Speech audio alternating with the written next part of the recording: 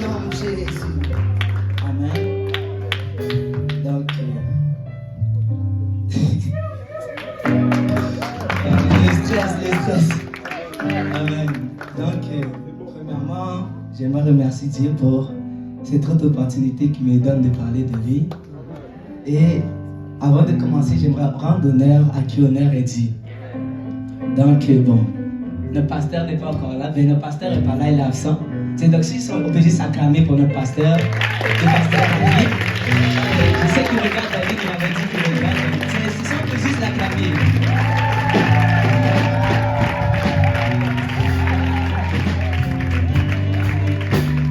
Je vais juste suivre les traces de mon pasteur. Donc, on va honorer également le pasteur Lionel. Et le pasteur Lionel, lui, c'est moi avant, lorsque je suis arrivé à l'église, je considérais JPNL vraiment comme une conférence. Tu vois, j'avais l'impression que le pasteur Lionel, il m'exprimait pendant toute la semaine, et là, il venait prêcher par rapport à ma situation. Tu vois, c'est comme si Dieu lui dévoilait ma vie. Tu vois, et vraiment, c'est quelqu'un qui a vraiment eu un grand impact dans ma vie lorsque je suis arrivé. Et vraiment, tu sais, on a tous notre pasteur préféré. Je ne vais pas dire qui est mon pasteur préféré, mais en tout cas. Donc, on va honorer également le pasteur Kaosi.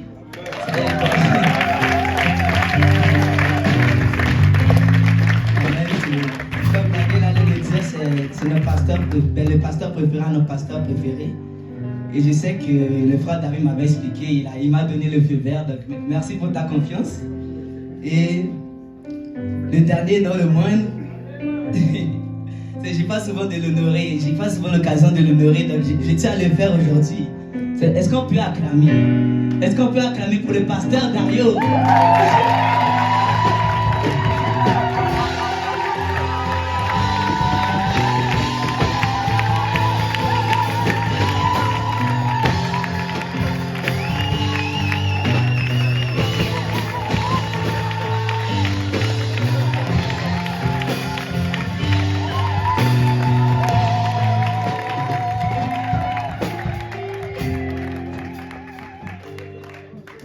Si vous vous demandez, c'est lui mon pasteur préféré.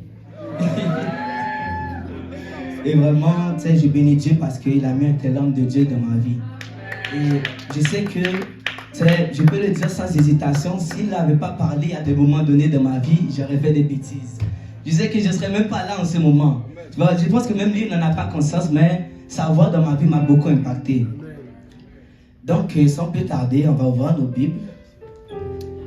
Bon, je tiens à dire désolé à la projection parce que j'ai quand même beaucoup de versets, donc vous allez travailler. Amen.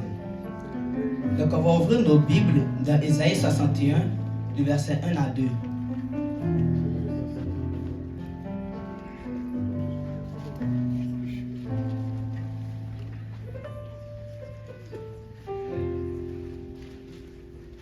Ésaïe 61, le verset 1 à 2. C'est souvent très difficile de prêcher lorsque tu sors d'une conférence parce que tu as l'impression que le Seigneur a tout dit. Donc si c'était difficile là pour moi.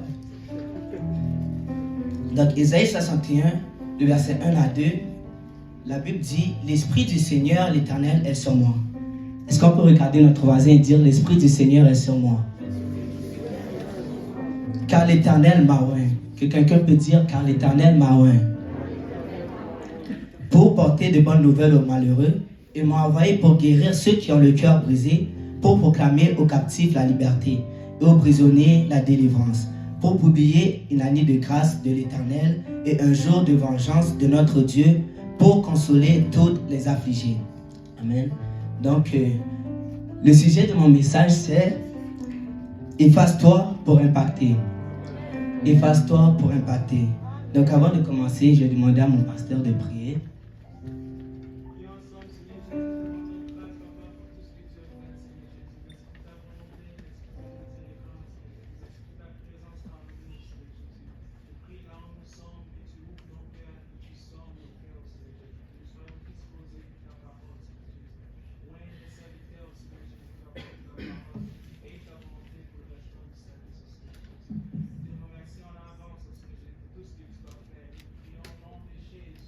Au nom de Jésus. Amen. Est-ce que vous pouvez acclamer le Seigneur avant de vous asseoir?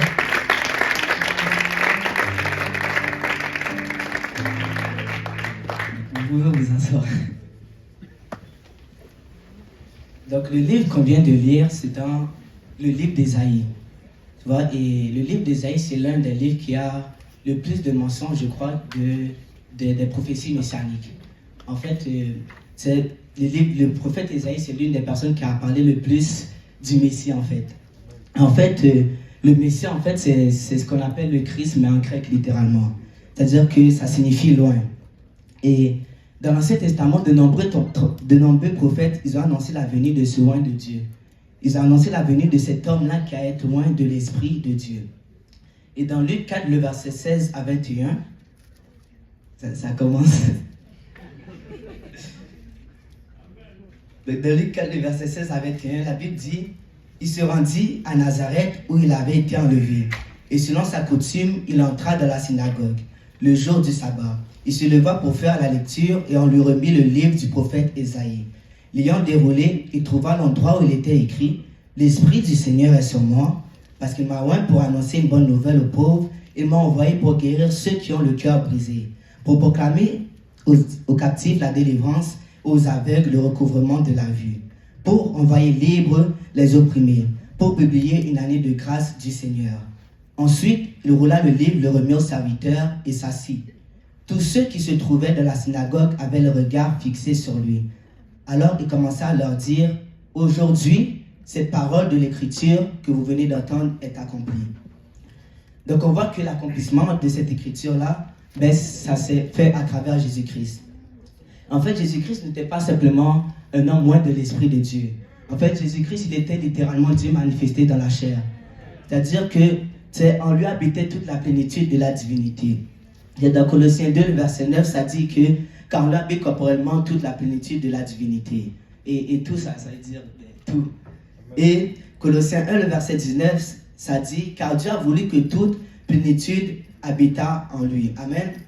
Amen. Il était Dieu manifesté dans la chair. Il était la parole qui était Dieu qui s'est fait chair. Amen. Mais vous allez remarquer que lorsque la Bible parle du loin, la Bible ne fait pas référence à la divinité du Seigneur Jésus-Christ. Lorsqu'on parle de loindre quelqu'un, ça fait référence à son humanité. Parce qu'un esprit ne peut pas être loin. Donc, à chaque fois qu'on parle du Seigneur Jésus-Christ en tant qu'une personne loin, on fait référence à son humanité. Amen. Donc, Jésus-Christ était certes Dieu, mais parce qu'il était un homme, il avait besoin de prier. Jésus-Christ était certes Dieu, mais parce qu'il était un homme, il avait besoin de jeûner comme nous. Jésus-Christ était certes un homme, mais il avait besoin de soumettre sa volonté complètement à celle de Dieu. Amen. Il avait besoin de grandir en connaissance. Il avait besoin d'apprendre des choses.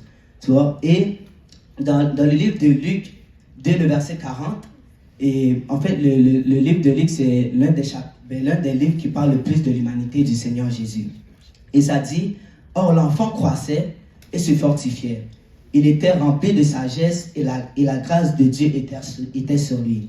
C'est-à-dire que quand le Seigneur est venu sur la terre, il n'a pas choisi le chemin facile. Il est venu en tant qu'un vrai homme. C'est-à-dire qu'il avait les mêmes limitations physiques que nous avons. Il avait les mêmes faiblesses que nous avons. Donc on a vu que, c'est pour ceux qui étaient à l'école du dimanche avec le pasteur Jean-Yves, on a vu que malgré qu'il était Dieu manifesté dans la chair, il pouvait pécher. Et s'il n'a pas vécu cette vie de péché-là, s'il n'est pas tombé, c'est parce qu'il s'était soumis à l'Esprit de Dieu. Et en Jésus-Christ, on voit l'exemple parfait d'un homme soumis à l'Esprit de Dieu. Dans Luc 4, verset 1, ça dit: Jésus, rempli du Saint-Esprit, revint du Jourdain et fut conduit par l'Esprit dans le désert.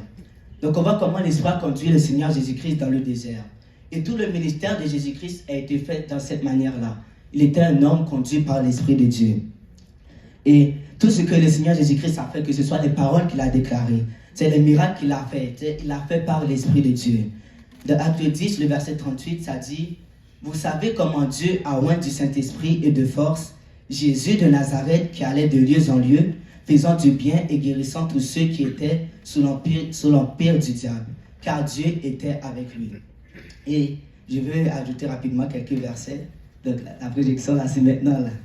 Donc, Jean 8, verset 28, ça dit: Jésus donc leur dit: quand vous aurez élevé le Fils de l'homme, alors vous connaîtrez ce que je suis. et que je ne fais rien de moi-même, que quelqu'un dise je ne fais rien de moi-même, mais que je parle selon ce que le Père m'a enseigné. Jean 5, le verset 19, ça dit, Jésus reprit donc la parole et leur dit, en vérité, je vous le dis, le Fils ne peut rien faire de lui-même. Que quelqu'un dise le Fils ne peut rien faire de lui-même. Il ne fait ce qu'il va faire au Père. Et tout ce que le Père fait, le Fils aussi le fait pareillement. C'est Jean 14, le verset 10 aussi. Ne crois-tu pas que je suis dans le Père et que le Père est en moi? Les paroles que je vous le dis, je ne les dis pas de moi-même. Que quelqu'un dise, je ne vous les dis pas de moi-même. Je ne vous les dis pas de moi-même. Et le Père qui demeure en moi, c'est lui qui fait les œuvres. Et il reste 2 versets. Jean 12, le verset 49 à 50. 3 versets. Car je n'ai point parlé de moi-même, mais le Père qui m'a envoyé m'a prescrit lui-même ce que je dois dire et annoncer. Et je sais que son commandement est la vie éternelle. C'est pourquoi les choses que je dis, je les dis comme le Père me l'a dit. Hébreux 10, le verset 7 dit, alors j'ai dit, voici, je viens dans le rouleau du livre, il est question de moi, pour faire, ô Dieu, ta volonté. Donc lorsque le Seigneur est venu sur cette terre, il n'est pas venu faire sa propre volonté, mais il s'est soumis à l'Esprit de Dieu. Et en fait, on est en train de parler du Seigneur Jésus-Christ. On est en train de parler de Dieu manifesté en chair. On parle de la personne qui a eu sûrement le plus grand impact dans toute l'humanité. Mais on nous apprend que cet homme-là a vécu une vie totalement soumise à l'Esprit de Dieu. C'est-à-dire que dans ces 3 ans de ministère, ce qu'il a fait, il l'a fait en tant que fils de Dieu, c'est-à-dire en tant que Dieu et homme. Et cela m'amène dans une conclusion. C'est que si le Seigneur Jésus-Christ, malgré qu'il était Dieu manifesté en chair, si le Seigneur Jésus-Christ, malgré qu'il était Dieu sur la terre, il a dû se soumettre à l'Esprit, à plus forte raison, si nous voulons impacter ce monde, nous allons devoir nous soumettre à l'Esprit. C'est-à-dire qu'il n'y a pas une autre option à cela. Le Seigneur Jésus-Christ nous a montré le chemin. Laissez-moi vous dire que si nous voulons impacter ce monde, si nous voulons avoir une quelconque influence dans ce monde, il va falloir que nous nous effaçons afin que l'Esprit de Dieu impacte à travers nous. Il va falloir que nous diminuions, il va falloir qu'on s'efface afin que l'Esprit de Dieu prenne sa place dans nos vies. Parce qu'il n'y a aucun moyen par lequel ce monde peut être sauvé si ce n'est par l'Esprit de Dieu. Il n'y a aucun moyen. Ce monde-là n'attend pas après nos talents. Ils n'attendent pas après nos capacités. Ils attendent après un mouvement du Saint-Esprit dans leur vie. Et la Bible va dire dans Jean 16, le verset 7 à 8,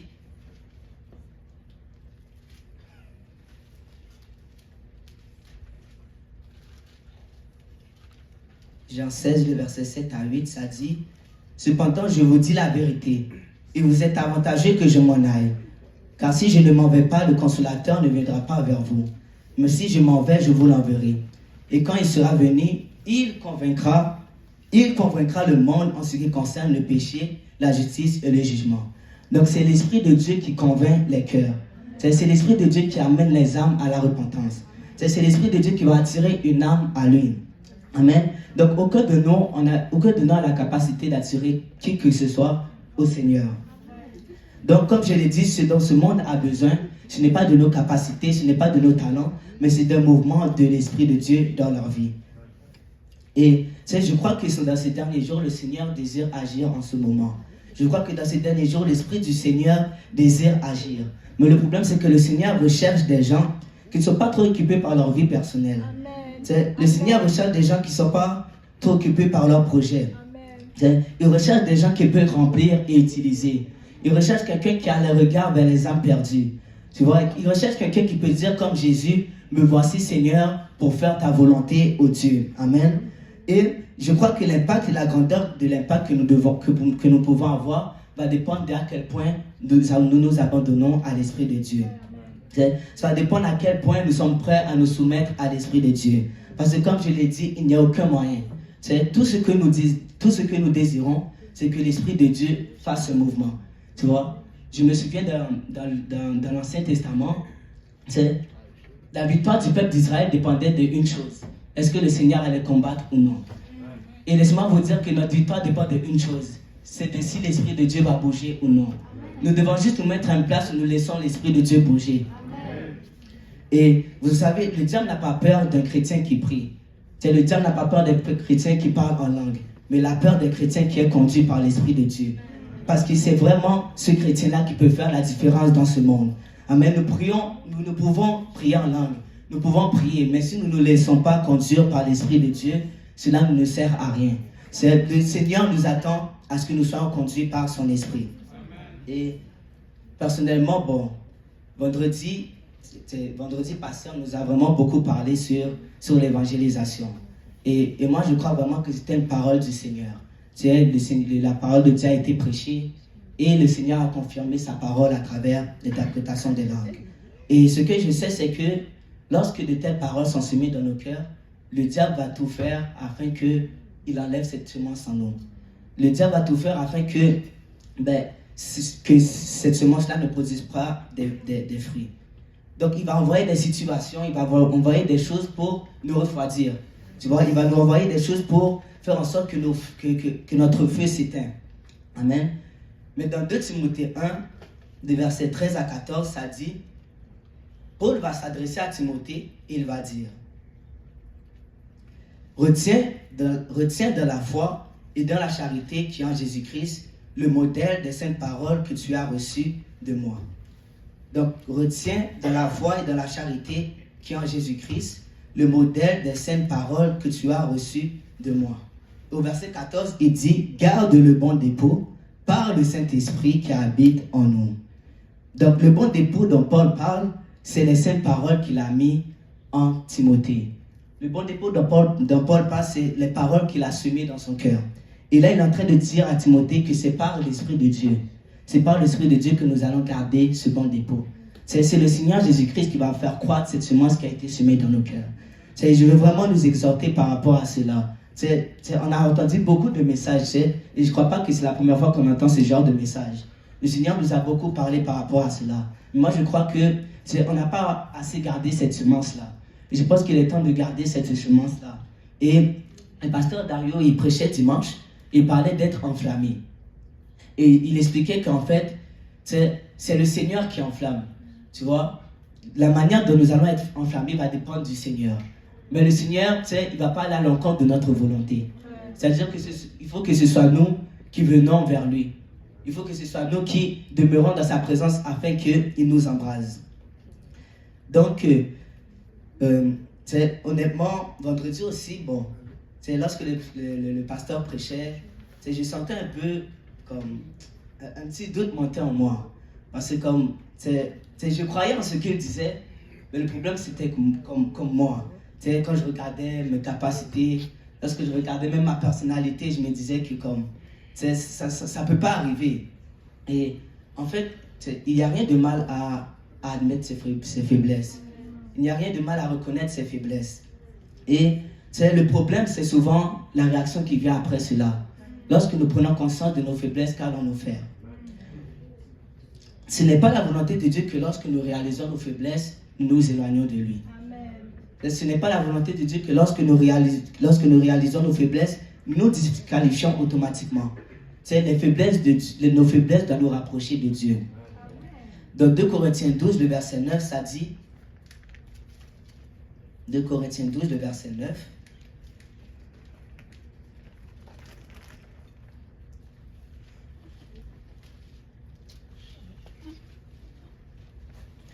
de Corinthiens 12, le verset 9, ça dit, et il m'a dit, ma grâce te suffit, car ma puissance s'accomplit dans la faiblesse. Car ma puissance s'accomplit dans la faiblesse. Je me glorifie donc bien, plus volontiers de mes faiblesses, afin que la puissance de Christ repose sur moi. Et je ne sais pas si je suis le seul qui voit ça, mais ça c'est un verset qui m'a beaucoup encouragé. Et j'aime vraiment la version Semeur. La version Semeur dit, ma grâce te suffit. C'est dans la faiblesse que ma puissance se manifeste pleinement. C'est pourquoi je me vanterai plutôt de mes faiblesses, afin que la puissance de Christ repose sur moi. C'est-à-dire que lorsque nous avons nos faiblesses, le Seigneur ne nous appelle pas à avoir honte de cela, mais il nous appelle à nous glorifier de cela. Il nous appelle à dire, comme Paul le dit, que lorsque je suis faible, c'est alors que je suis fort.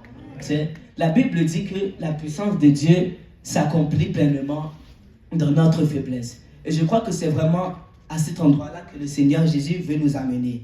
Je crois que c'est lorsque nous allons nous soumettre, c'est lorsque nous allons réaliser nos faiblesses, C'est lorsque nous allons réaliser nos manquements que l'Esprit de Dieu pourra réellement bouger. Vous savez, c'est le Seigneur Jésus-Christ, lui, il a reconnu une chose. Si on l'a lu tout à l'heure, il a déclaré que je ne peux rien faire de moi-même. Et c'est pour ça que le Seigneur l'a utilisé. C'est ce genre de personnes que le Seigneur recherche. Des genres de personnes qui vont déclarer que sans lui, ils ne peuvent rien faire. Et c'est cela que le Seigneur veut utiliser. C'est peut-être que tu te sens disqualifié. Ça signifie tout simplement que le Seigneur, tu es le genre de personne que le Seigneur aurait choisi pour utiliser. C'est-à-dire que nos faiblesses, il se glorifie dans nos faiblesses. Amen. Je pense que si nous voulons avoir un impact dans ce monde, nous devons marcher avec cette attitude-là, qu'il comble nos faiblesses, qu'il se glorifie dans nos faiblesses. La Bible va dire dans 2 Chroniques, le verset 7, le verset 14, au chapitre 7, le verset 14, il va dire « Si mon peuple sur qui intervoquait mon nom, s'humilie, prie et cherche ma face, et s'il se détourne de ses mauvaises voies, je l'exaucerai des cieux, je lui pardonnerai son péché et je guérirai son pays. » Donc ça dit, si mon peuple sur qui intervoquait mon nom. Nous savons que nous sommes ce peuple-là. Et là, il commence par dire, s'humilier, prie. Et je ne pense pas que c'est par hasard qu'il met le fait de s'humilier en avant. En fait, si nous ne nous humilions pas, nous n'allons pas prier.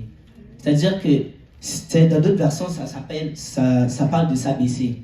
Si nous ne nous abaissons pas, nous n'allons pas prier. Si nous ne reconnaissons pas nos faiblesses, nous n'allons pas prier. Si nous ne reconnaissons pas nos faiblesses, le Seigneur ne pourra pas nous utiliser. Le Seigneur désire qu'on voit nos faiblesses. Amen. Et on va voir dans Juge 7.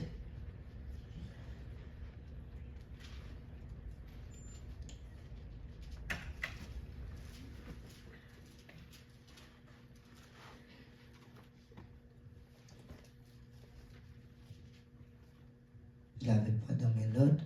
Juge 7, à partir du verset 2, la Bible dit, l'Éternel dit à Gédéon, le peuple que tu as avec toi est trop nombreux pour que je livre Madian entre ses mains, et pourrait en tirer gloire contre moi et dire, c'est ma main qui m'a délivré. Donc là, on voit vraiment quel genre de personnes le Seigneur veut utiliser. Il veut utiliser des personnes que même lorsque le Seigneur va faire, que même lorsque le Seigneur va agir, que tellement tu sais que tu ne pouvais pas faire cela par ta propre capacité, qu'il va en tirer la gloire.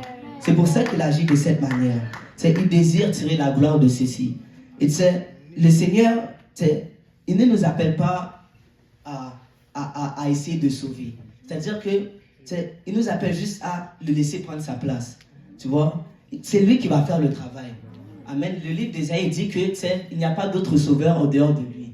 C'est-à-dire que si quelqu'un va sauver, ça va être lui.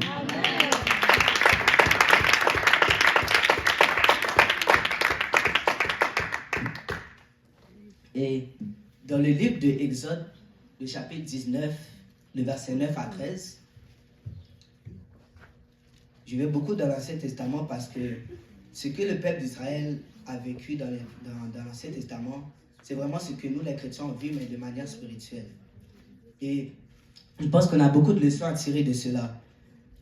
Dans Exode 17, le verset 9 à 13, ça dit alors Moïse dit à Josué, choisis-nous des hommes, sors et combat Amalek. Demain, je me tiendrai sur le sommet de la colline, la verge de Dieu dans ma main. Josué fit ce qu'il lui avait dit Moïse pour combattre Amalek. Et Moïse, Aaron et Hur montèrent au sommet de la colline. Lorsque Moïse élevait sa main, Israël était le plus fort. Et lorsqu'il baissait sa main, Amalek était le plus fort. Les mains de Moïse étaient fatiguées. Ils prirent une pierre qu'ils placèrent sous lui et il s'assit dessus. Aaron et Hur soutenaient ses mains, l'un d'un côté, l'autre de l'autre. Et ses mains restèrent fermes jusqu'au coucher du soleil. Et Josué vainquit Amalek et son peuple au tranchant de l'épée. Donc on voit que c'est lorsque que Moïse élevait sa verge que Israël avait la victoire. Et vraiment la verge, ça signifie la puissance de Dieu. Et je pense que c'est de même que Moïse a dit, de même que Dieu a dit à Moïse lorsqu'il l'a rencontré, il lui a dit, qu'as-tu dans ta main? Je pense que le Seigneur nous pose la même question il nous dit qu'est-ce que nous avons en nous. Et de souvenir, je me souviens, lorsque le Seigneur parle par l'interprétation des langues, j'aime ça retenir cela. Et je me souviens qu'il avait mentionné cela. Il avait dit qu'il n'avait pas mis son esprit en nous en vain. C'est-à-dire que si on va faire quelque chose, c'est par son esprit. C'est-à-dire que on a nos propres capacités, on a nos propres talents. Mais lorsque le Seigneur te regarde sa confiance n'est pas forcément sur toi, mais elle est sur l'esprit qu'il a mis en toi. Si le Seigneur t'a choisi, c'est pas que tu es quelqu'un de plus capable que les autres, c'est qu'il sait l'esprit qu'il a mis en toi. Mais la seule question, c'est d'élever nos yeux vers le Seigneur. Amen. Et je crois vraiment que si, comme Moïse, nous élevons nos mains, c'est-à-dire que lorsqu'on parle d'élever nos mains, c'est un signe d'abandon. Si nous élevons nos mains et nous élevons cette puissance que Dieu a mis dans notre vie, comme Moïse a élevé la verge, je crois que le Seigneur va nous accorder cette victoire-là. Amen. Et contente-toi tout simplement d'élever le Seigneur et t'accordera la victoire. Et ça, ce n'était pas dans mes notes, mais je vais le dire, si je ne vais pas laisser ça. Dans Luc 10,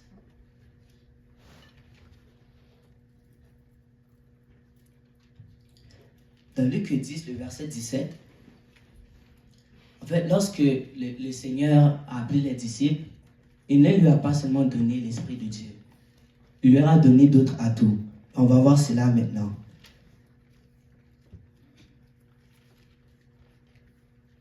La Bible dit, les 70 revinrent avec joie, disant, Seigneur, les démons même nous sont soumis en ton nom.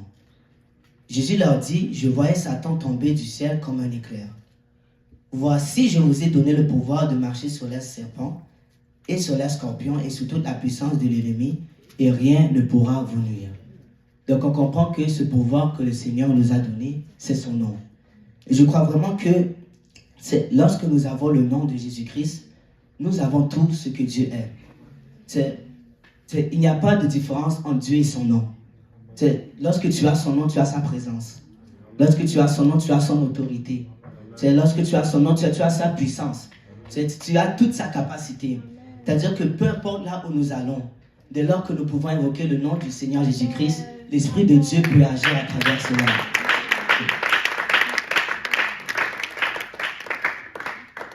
Donc ça, c'est vraiment la première chose que le Seigneur a donnée aux disciples. Donc on va voir la deuxième chose. C'est dans Luc, il me semble aussi.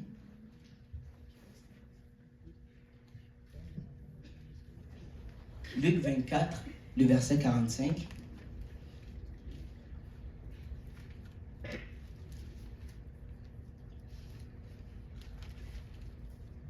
Luc 24, le verset 45, ça dit « Alors ils leur ouvrirent l'esprit, afin qu'ils comprissent les Écritures. Et il leur dit, ainsi il est écrit que le Christ souffrirait, et qu'il ressusciterait des morts le 3e jour, et que la repentance et le pardon des péchés seraient prêchés en son nom à toutes les nations, à commencer par Jérusalem. » Donc la deuxième chose que le Seigneur les a donnée, c'est le message. Et je pense que nous n'avons pas un autre message. Et je crois vraiment que c'est lorsque nous déclarons la parole de Dieu, lorsque nous déclarons la parole de Dieu, nous sommes en train de prophétiser. Et lorsque nous prophétisons, l'Esprit de Dieu veut accomplir ces paroles que tu viens juste de déclarer par ta bouche. C'est-à-dire qu'à chaque fois que tu vas dire à une personne qu'elle va être remplie de son esprit, le Seigneur désire agir du moment où tu ouvres ta bouche. Amen.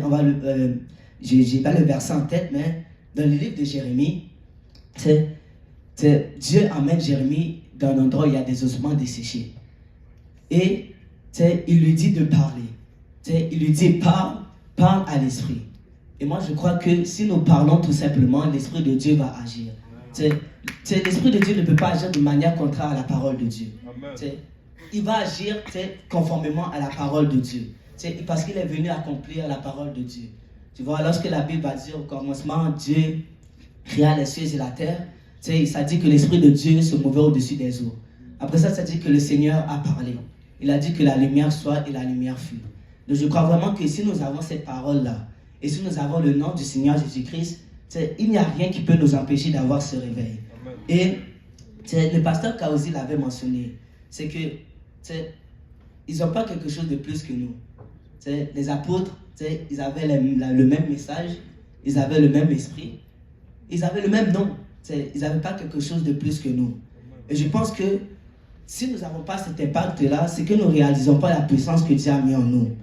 Et je pense qu'écoute, un enfant de Dieu n'est pas limité dans son impact. Parce que l'Esprit de Dieu n'est pas limité. Cela va dépendre tout simplement de si nous acceptons de nous abandonner. Je n'imagine pas l'impact que le Seigneur peut faire dans cette ville si chacun de nous laissons conduire par l'Esprit de Dieu. Si chacun de nous ne gardons pas l'Esprit de Dieu dans ces 4 murs, mais que nous les apportons dans nos écoles, que nous les apportons dans nos travails, que nous les apportons dans nos cégeps. Je crois vraiment que nous devons juste nous mettre à une place où le Seigneur puisse agir. Et le Seigneur a déposé son esprit en nous. Et lorsque je regarde l'Ancien Testament, à chaque fois que le Seigneur oint quelqu'un, il lui demande de se consacrer. Il lui demande de se sanctifier. Et la sanctification, en fait, ça a vraiment 2 étapes. La première étape, ça implique la séparation. Et la deuxième étape, c'est la consécration. Et moi, je pense ceci.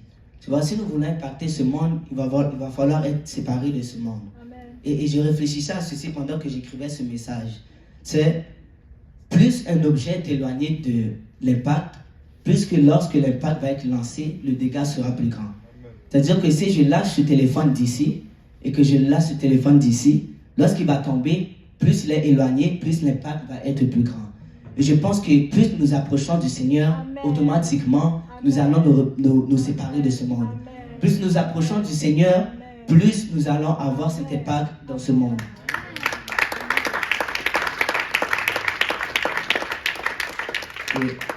Et je disais ceci à Montréal-Nord, c'est que il était possible que le Seigneur nous appelle à faire plus. Il était possible que le Seigneur nous appelle à faire de grandes choses, nous amène dans une nouvelle dimension, s'il ne nous demande pas de plus nous approcher de lui. C'est 2 choses qui sont équivalentes. C'est-à-dire que si nous voulons faire plus pour le Seigneur, c'est même Jésus-Christ a compris cela. Il savait que s'il devait avoir cet impact dans ce monde, s'il voulait accomplir la volonté de Dieu dans ce monde, il se devait de s'approcher du Seigneur. Il se devait de se soumettre à l'Esprit de Dieu. Et je pense que c'est vraiment là la clé de notre victoire. Nous devons désirer le Saint-Esprit. Nous ne pouvons pas arriver à une place où nous sommes satisfaits de ce que nous avons. Moi, je veux plus du Saint-Esprit parce que je veux avoir plus d'impact dans ce monde. Chaque jour, que ce soit le cri de notre cœur, c'est que nous désirons plus de son esprit. Et c'est également ma requête que je pose toujours à Montréal-Nord. Et le Seigneur m'a mené à une place où ce n'est pas juste une question que l'Esprit de Dieu, qu'on a plus de l'Esprit de Dieu, mais que nous aussi que l'Esprit de Dieu a plus de nous. C'est-à-dire que le Seigneur veut plus de nous. Le Seigneur veut que nous diminuions afin qu'il croisse. Tu vois? Le Seigneur ne va forcer personne. Il va nous laisser le libre arbitre. Tu vois? Il va nous faire réaliser nos faiblesses. Tu vois? Et souvent, lorsque nous réalisons nos faiblesses, nous nous éloignons. Mais comme on l'a vu, c'est nos faiblesses qu'il nous montre. C'est pour nous approcher de lui. Le Seigneur est en train de dire, écoute, je vous ai appelé. J'ai mis mon esprit en vous. Je sais que vous avez des faiblesses, mais comptez simplement sur moi. La parole de Dieu déclare que ce n'est ni par ma force, ni par ma puissance, mais c'est par son esprit.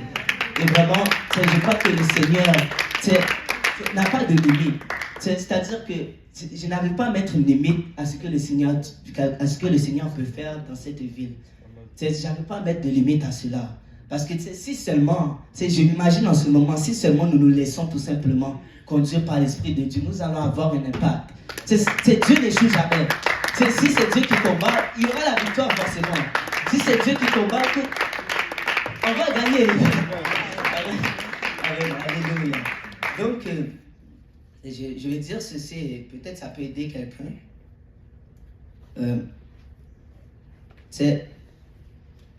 Nous ne marchons pas par la vue, mais nous marchons par la foi. Dans 2 Corinthiens 5, le verset 7, ça dit que nous marchons par la vue, que nous marchons par la foi et non par la vue. Et la foi n'est pas basée sur quelque chose d'abstrait. La foi a une fondation. Et cette fondation est la parole de Dieu. C'est-à-dire que lorsque nous croyons, lorsque nous avons la foi, cette foi-là n'est pas basée sur les circonstances. Cette foi-là n'est pas basée sur ce qu'on voit. Cette foi-là n'est pas basée sur l'ennemi qu'on voit devant nous. Mais elle est basée sur ce que le Seigneur a déclaré. Et la parole de Dieu déclare qu'écoute, il est celui qui ordonne et les choses existent. Il parle et ils arrivent. Et je crois ceci, si nous allons atteindre ce monde, nous devons marcher par la foi. Pasteur Dario, des fois, je vais à Montréal-Nord et honnêtement, je ne vois pas comment le Seigneur peut amener ce réveil-là. Mais vraiment, je vais prendre ce verset pour moi-même. Je veux juste marcher par la foi. Et je crois vraiment que le Seigneur va agir tout simplement. Je ne vois pas vraiment comment, par exemple, à Boîte-Boulogne, où les gens sont très studieux. Ils n'ont pas le temps pour Dieu. Ils n'ont pas le temps pour Dieu. Mais je crois que le Seigneur peut faire quelque chose là-bas. Amen. Et l'opposé de la foi, souvent, ça va être... on sait que c'est le doute, mais souvent, ce doute-là va venir par le raisonnement. Et bon, je pense que quelqu'un a besoin d'entendre ceci, mais ce qu'on parle là n'est pas logique. C'est-à-dire que si tu cherches une logique à cela, tu ne vas jamais avancer. Nous devons nous fier au Seigneur. Pour témoigner un peu, lorsque j'étais arrivé à Boîte-Boulogne, j'avais de la difficulté à évangéliser. Je stressais toujours. Je pense que j'ai fait 2 sessions là où j'étais à la cafétéria, je regardais juste les gens passer. Je venais pour évangéliser, j'étais juste assis là, paralysé. Tu vois, et c'est vraiment la sœur, Grâce, c'est ça? Oui, Sarah. Donc c'est vraiment lorsque j'ai vu la vidéo de la sœur Sarah, ça m'a motivé. Et je suis allé à l'école, je suis arrivé et c'était dehors, c'était pendant l'été. Et encore une fois, j'étais paralysé. Donc là, j'ai décidé d'aller à la bibliothèque. Tu vois, j'ai commencé à prier. Après ça, je suis revenu, j'étais encore paralysé. À un moment donné, j'ai juste décidé de ne plus réfléchir. J'ai juste décidé de dire, écoute, ce n'est pas moi qui va convaincre. C'est Dieu qui va convaincre. Moi, je vais faire ma part.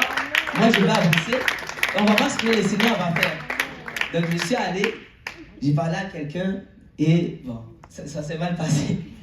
Et moi, je suis quelqu'un de très sensible, moi. Donc, ça m'a fait mal un peu. Mais, je me suis dit, j'allais pas abandonner. Autant mourir, autant aller. Si on reste, la situation ne va pas changer. Donc, autant mourir, autant essayer quelque chose. Donc, j'ai continué, j'ai parlé à quelqu'un d'autre. Et cette personne m'a même remercié de l'avoir évangélisé. Et j'ai parlé à une autre personne, tu vois, et on a échangé nos contacts et j'ai pu atteindre, je pense, 5 personnes. Et c'est comme ça que la première étude biblique a eu lieu à Boîte-Boulogne. Et j'aimerais encourager quelqu'un que, écoute, peut-être que, frère Daniel, peut-être qu'à l'UDM, tu vois, mais tu ne vois pas comment le Seigneur peut agir. Mais moi, je suis tout simplement par la foi. C'est sûr que là, peut-être à ma Victorin, c'est compliqué. Mais moi, je suis tout simplement par la foi, le Seigneur va agir. Lorsque le Seigneur Jésus-Christ je ne sais pas si c'était la première fois qu'il l'avait rencontré, mais il lui a dit, ils étaient dans le bord de la mer, il lui a dit, jette ton filet. Et, bon, Pierre lui a répondu que, écoute, je pense que il parlait de toute la nuit qu'il avait péché, il n'avait rien eu, mais il a dit, sur ta parole, il allait le faire. Et on a vu ce qui s'est passé, ils ont récolté. Et moi, je crois ceci, que si nous nous fions seulement à la parole de Dieu, si nous annonçons tout simplement, le Seigneur va nous donner la récolte. Nous ne sommes pas responsables de la moisson. C'est lui le maître de la moisson. Nous ne sommes pas responsables de si nous allons récolter ou pas. C'est lui le maître. La question c'est, est-ce qu'il va y avoir des ouvriers? Amen. Le Seigneur recherche les ouvriers. Amen. Donc c'est vraiment ça que j'avais pour aujourd'hui. Et donc, on va se lever.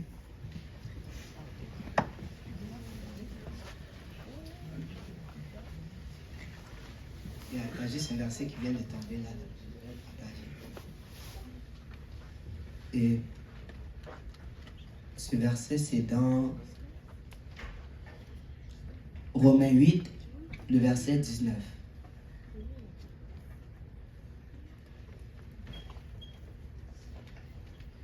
Aussi, la création attend-elle avec un ardent désir la révélation des fils de Dieu. Car la création était soumise à la vanité, non de son gré, mais à cause de celui qui l'y a soumise. avec l'espérance qu'elle aussi sera affranchie de la servitude, de la corruption, pour avoir part à la liberté de la gloire des enfants de Dieu. Donc on nous dit que ce monde-là attend la révélation des fils de Dieu. Et si on remonte juste plus avant dans ce verset, la Bible dit, il faut que je retrouve le verset 14. Le verset 14, ça dit, car tous ceux qui sont conduits par l'Esprit de Dieu sont fils de Dieu. Donc, ce monde n'attend pas après nous. Ce monde attend après Christ en toi. Ce monde n'attend pas après nous. Ce monde attend après toi, conduit par l'Esprit de Dieu. Parce que c'est seulement de cette manière que nous allons avoir un impact. Ne sortons pas de nos maisons sans avoir cherché la face du Seigneur. Prenons ce temps-là d'être remplis du Seigneur. Tu vois, moi je ne peux pas compter le nombre de fois où je crois que je n'ai pas pu évangéliser parce que je n'étais pas mindé. Tu vois, je n'avais pas prié, j'étais dans mes trucs, tu vois. Et ça arrive souvent, tu vois, et c'est correct. Mais ne restons pas dans cette place-là. Tu vois, le Seigneur nous appelle à faire plus. Et si nous voulons faire plus, il va falloir diminuer. Si nous voulons impacter ce monde, il va falloir nous effacer. Amen. Et je pense que ceci, Dieu opère dans l'amour. C'est-à-dire que si nous voulons atteindre ce monde, nous devons aimer. Nous aimer les uns les autres, mais aimer ce monde-là. Que l'Esprit de Dieu puisse aimer à travers nous. Plus nous aimons, plus le Seigneur va agir à travers nous. Tu vois, que notre cœur ne soit pas un obstacle à l'œuvre du Seigneur dans ce monde.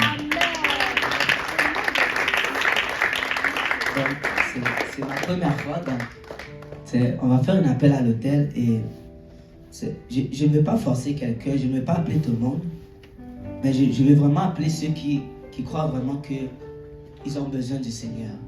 C'est ceux qui croient que, comme le Seigneur Jésus-Christ l'a dit, que sans lui, nous ne pouvons rien faire. Moi, je peux dire que sans lui, je ne peux rien faire. Ne serait-ce que me tenir devant vous, écoute, ça a été un combat. Je suis allé par la foi. Mais je sais que lorsque nous nous soumettons, lorsque nous nous abandonnons, le Seigneur va nous utiliser. Et Pasteur Dario, il y avait une chanson que j'avais dans ma tête pendant que je faisais ce message. C'est l'Esprit de Dieu rêve. Et je pense que c'est vraiment le cri que nous devons avoir en cette soirée.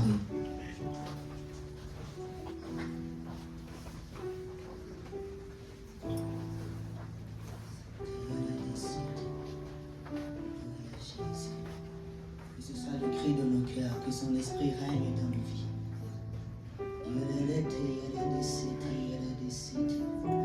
La parole de Dieu déclare que si nous donnons notre vie pour cette bonne nouvelle, nous allons la retrouver. Mais si nous la gardons, nous allons la perdre. Il n'y a pas un meilleur plan de Dieu, il n'y a pas une meilleure manière de vivre que le plan de Dieu pour notre vie. J'aimerais dire à quelqu'un que le plan, ton futur est dans l'œuvre du Seigneur. Ton futur est dans les études bibliques. Ton futur est dans l'évangélisation. C'est par là que le Seigneur va t'orienter dans ton futur. Parce que c'est sa volonté. Le Seigneur attend après toi.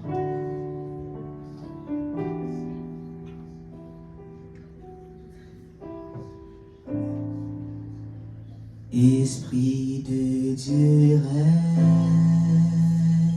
règne, règne dans ma vie, Esprit règne, règne,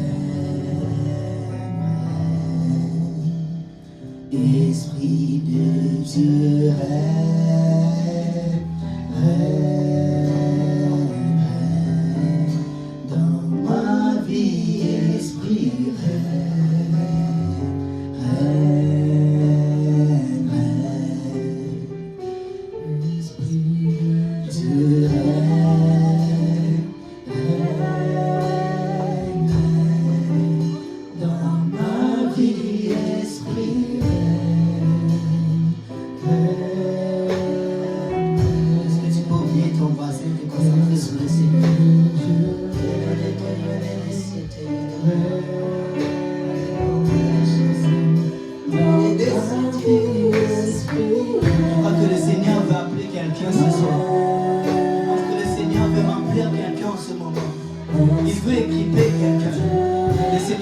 Il veut s'humilie en ce moment.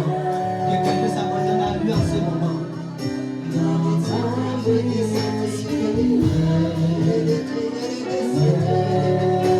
Papa, nous voici, Seigneur Jésus-Christ, Papa.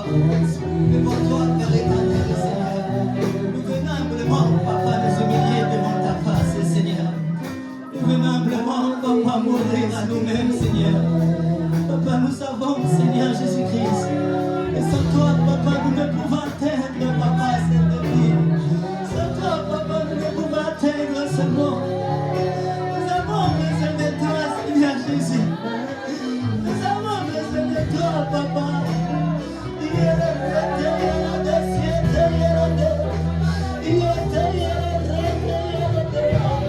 Nous avons besoin de toi, Papa. Pour remplir notre couple, Seigneur. Que ta grâce est dans nos vies, Père éternel. Brise notre orgueil, Seigneur. Change nos cœurs, Papa. Change nos pensées, Seigneur. Change nos désirs, Papa. Nous voici, Seigneur Jésus-Christ, Papa. Nous offrir, Papa, comme un sacrifice à ton autel, Père éternel. Viens envoyer ton feu, Seigneur. Viens envoyer ton feu, Papa. Esprit de Dieu.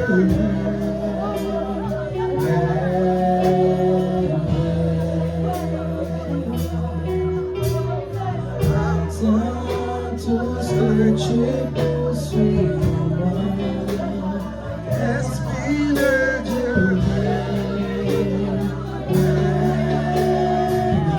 Nous avons été, Seigneur Jésus-Christ, distraits. Pardonne-nous, Papa. Sur la foi, Seigneur Jésus-Christ, Papa. Nous n'avons pas été consacrés, Seigneur. Nous ne nous sommes pas sanctifiés, Seigneur Jésus-Christ. Père éternel, Papa, je prie, Papa. Utilisez chacun de nous, Papa. Le l'esprit de consécration, Seigneur. Le l'esprit de sanctification, Seigneur. Le l'esprit de changer, Papa. Change nos cœurs, Esprit de Dieu.